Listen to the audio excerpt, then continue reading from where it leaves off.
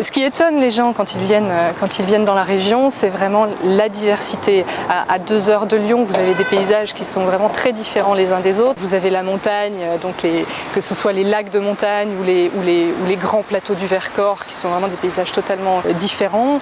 Vous avez les collines de vignes dans le Beaujolais, donc les paysages de vignobles. La région des Pierres Dorées, qui est une petite région en elle-même, qui est vraiment très très atypique, avec des petits airs de Toscane.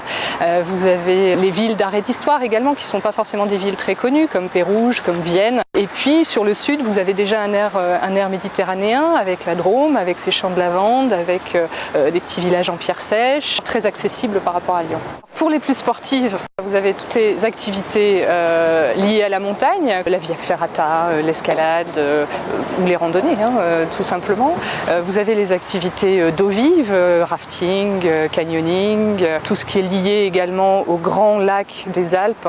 Pour les amoureux de patrimoine, il y a également beaucoup de choses à faire avec des villes d'art et d'histoire. Vous avez des villes comme Annecy, Lyon bien évidemment, son quartier Renaissance, les villes gallo-romaines telles que Vienne. La région offre également beaucoup d'offres spécifiques pour les familles.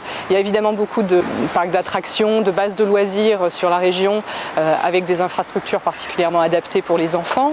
Des activités qui sont très accessibles aux enfants, je pense par exemple à la descente en canoë des gorges de l'Ardèche.